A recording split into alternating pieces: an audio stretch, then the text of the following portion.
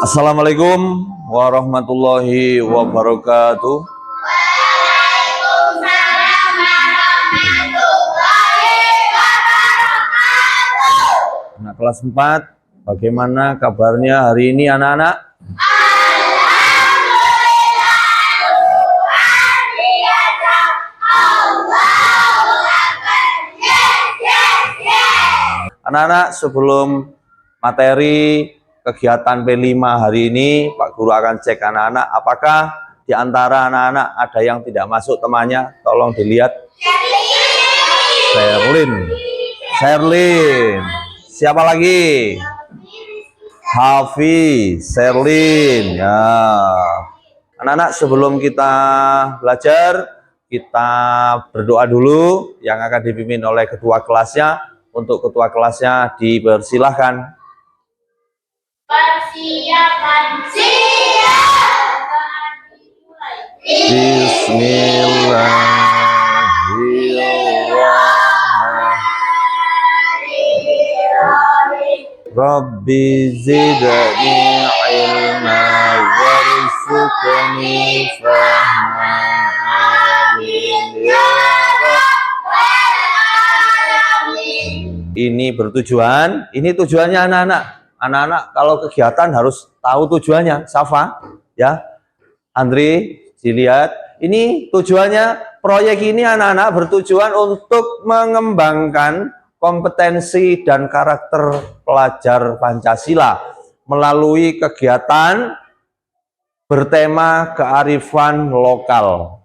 Ya, kearifan lokal. Selain itu, proyek ini sebagai sarana untuk mengajak siswa juga mengenali potensi lokal dan melestarikan lingkungan, terutama anak-anak di lingkungan sekolah dan nanti dikembangkan di lingkungan rumah. Nah, ini targetnya nanti ini anak-anak. Target ini yang pertama adalah diharapkan nanti anak-anak setelah kegiatan untuk mencapai 2 dimensi profil pelajar Pancasila, yaitu yang pertama dimensinya yang akan kita capai yaitu dimensi beriman, bertakwa kepada Tuhan Yang Maha Esa dan berakhlak mulia. Ya, ada 2 dimensi ya anak-anak. Yang kedua, kita nanti harus menciptakan suasana yaitu gotong royong. Ini anak-anak. Selanjutnya, ini pengertiannya. Pengertian dan jenis lingkungan. Pengertian lingkungan adalah kombinasi antara kondisi fisik yang mencakup keadaan sumber daya alam seperti tanah, air, sinar matahari, mineral, serta flora dan juga fauna yang tumbuh di atas tanah maupun yang merupakan ciptaan Allah Subhanahu wa taala yang meliputi juga ciptaan manusia. Ini anak-anak, jenis-jenis lingkungan yang harus dipahami oleh anak-anak, ya. Yang pertama, jenis lingkungan alam. Lingkungan alam merupakan lingkungan yang diciptakan oleh Allah. Nah, ini anak-anak, Allah itu menciptakan alam. Apa saja contohnya di sini? Contoh dari lingkungan alam antaranya yaitu seperti bukit, rawa, laut, pantai, dan lain sebagainya, sangat banyak sekali. Itulah lingkungan alam. Dan selanjutnya ada lingkungan alam itu, tapi ada namanya lingkungan buatan anak-anak yang mengonsep dan lain sebagainya itu manusia. Ini contohnya apa? Lingkungan buatan merupakan contohnya ini, lingkungan buatan merupakan lingkungan yang terbentuk karena adanya tindakan manusia untuk digunakan masyarakat yang banyak. Contohnya yaitu ini, taman bunga. Jadi khusus bunga, yang ditanam bunga saja ya. Terus kebun buah atau sayur, itu tanamnya di mana? Kebun buah dan sayur di kebun kita, di sawah kita. Terus ada namanya waduk, ada bendungan, dan lain sebagainya. Anak-anak nanti kita akan mengamati di luar. Ini termasuk apa anak-anak? Ya, ini pertanyaannya Pak Guru. Lingkungan alam, buatan, apa asli? Ya, seperti itu.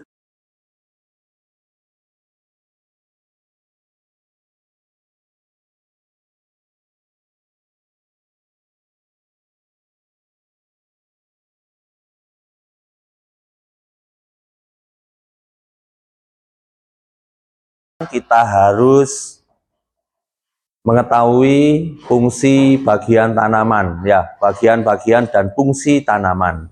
Nah, ini tanaman memiliki bagian tumbuhan, bagian tubuh seperti anak-anak, ya, seperti makhluk hidup yang lainnya. Sebagai contoh yaitu manusia memiliki kepala, memiliki tangan, memiliki kaki dan lain-lain. Ya, ya sekarang karena kita akan mempelajari tumbuhan, kita juga harus mengetahui Andre. Kita harus mengetahui bagian-bagian daripada tumbuhan. Ini yang hijau, ini apa namanya? Daun. Terus ini yang atas warnanya ungu, bunga. Terus ada lagi di bawahnya biji, itu namanya buah, ya. Ada buahnya sehingga di dalamnya ada bijinya. Terus ini yang di bawah sendiri apa anak-anak? Akar. Nah, ini akar. Akar itu ada akar serabut, ada akar tunggang dan sebagainya. Nih. Terus ada apa? Batang. Batang itu apa? Wit, ya, pohonnya. Itu namanya batang. Ya, ini anak-anak. Sudah paham ya? Jangan sampai tidak tahu. Ini anak-anak fungsinya. Akar berfungsi, ini akar dulu. Akar berfungsi untuk menyerap air dan mineral serta mengukuhkan tanaman. Ya, ini untuk menyerap air untuk makanan anak-anak. Kalau anak-anak makan itu dari apa? Dari mulut, ya. Tapi kalau tumbuhan ini bisa dari akar, yaitu menyerap air dan mineral, serta untuk mengukuhkan. Mengukuhkan itu apa? Menguatkan tanaman. Nah, ini bagian dari akar. Ini pangkal akar, yang atas sendiri. Terus ada batang akar, yang tengah-tengah itu anak-anak. Terus cabang akar, berarti yang kecil itu. Ya, itu. Terus ada rambut akar, ujung akar yang paling bawah sendiri. Ini ada fungsinya sendiri-sendiri. Selanjutnya, bagian tanaman, batang sekarang. Tadi akar, sekarang batang. Ini. Batang berfungsi sebagai tempat munculnya daun. Daun itu anak-anak atau bunga dan buah itu munculnya pada batang. Contohnya buah apa? Durian. Durian itu berbuahnya di mana? Di daun apa batangnya? Batangnya atau pohonnya. Bagus. Berarti anak-anak pernah melihat tumbuhan. Jadi itu anak-anak ya. Jadi fungsinya itu untuk batang, yaitu tempat untuk munculnya daun, bunga dan buah. Ya. Nih. Selanjutnya ini fungsi daun. Akar, batang, sekarang daun. Ini daun berfungsi sebagai tempat berlangsungnya proses, ya. Berlangsungnya proses fotosintesis. Daun banyak mengandung zat warna hijau atau klorofil. Daun terdiri atas tangkai daun dan helaian daun.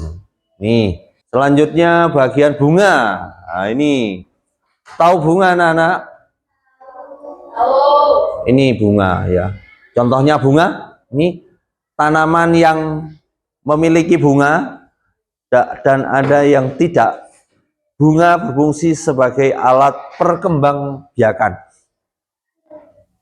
Soleh dibaca di atas sendiri bagiannya.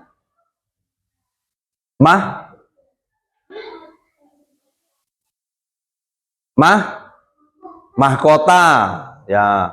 Ini ada kepala sari, benang sari, kepala putih, tangkai putih, kelopak, dasar bunga, bakal biji, tangkai, dan bunga. Anak-anak, yang terpenting di sini bunga itu adalah berfungsi sebagai alat perkembangan, ya, alat perkembangan pada tumbuhan. Selanjutnya, fungsi dari biji. Biji tanaman memiliki beberapa fungsi sangat banyak sekali, yaitu biji berfungsi sebagai cadangan makanan bagi tanaman.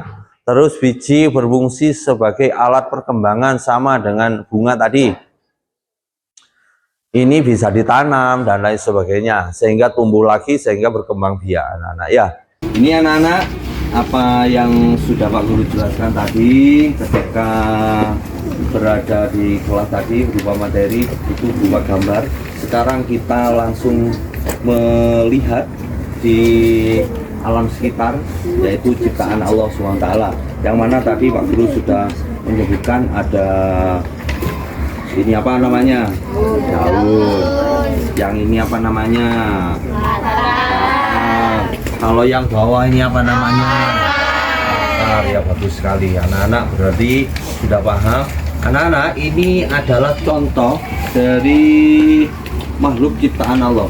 Selain anak-anak, Allah juga menciptakan tumbuhan, karena Allah yang dinamakan adalah Al-Khaliq, Sang Khaliq pencipta. Ya, Allah menciptakan tumbuhan. Ini anak-anak sudah, nanti anak-anak ini kalau sudah besar, ini akan tumbuh, namanya apa itu, bunga. Setelah berbunga jadi akan menjadi buah, dan buah itu tadi bisa berkembang. Apanya yang berkembang? Ya contohnya bijinya bisa ditanam lagi untuk ditanam sehingga tumbuh lagi, berkembang biak menjadi banyak. Inilah yang dinamakan perkembangan. Awali dengan cara memfungsikan barang yang tidak dipakai di rumah seperti botol. Ini anak-anak, ini botol ya kan tidak dipakai, ini ya sampah. Ini bisa kita fungsikan untuk tempat tanaman. Yang mana ini kita potong terlebih dahulu seperti ini. Ini hasilnya ya, kita potong, dan nanti kita isi tanah. Sebelum diisi tanah, anak-anak, ini harus dilubangi dulu biar airnya tidak mengendap. Kita ini pakai cara yang sederhana Pak Guru, pakai yaitu di cara dilubangi, pakai apa, lilin dan paku. Ini pakunya saya panasi, ini kan anak-anak bisa ini melakukannya rumah.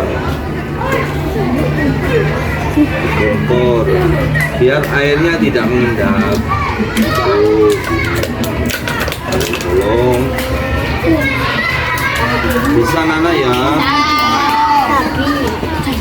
semuanya nanti praktik.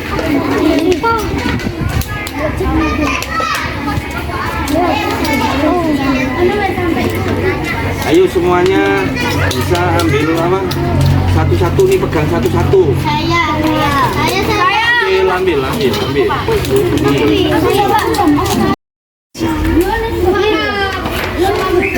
ini anak-anak, tadi sudah kita lubangi. Nah ini kita isi tanah biar berfungsi. Tidak, jangan dipupuk dulu, mati ya. Gitu. Ini kita siapkan dulu. Nanti anak-anak praktik sendiri ya. Nah, ini contohnya kita kalau menanam, kita siapkan dulu tempatnya, dan ini bibitnya. Ini harus diambil anak-anaknya. Ambil biar berkembangnya apa, akarnya.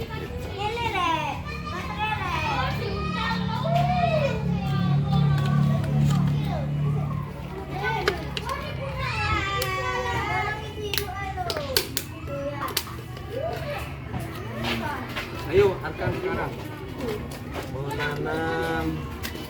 Ya sudah, terima kasih anak-anak untuk materi hari ini. Kita tutup yaitu dengan bacaan alhamdulillahirabbil alamin.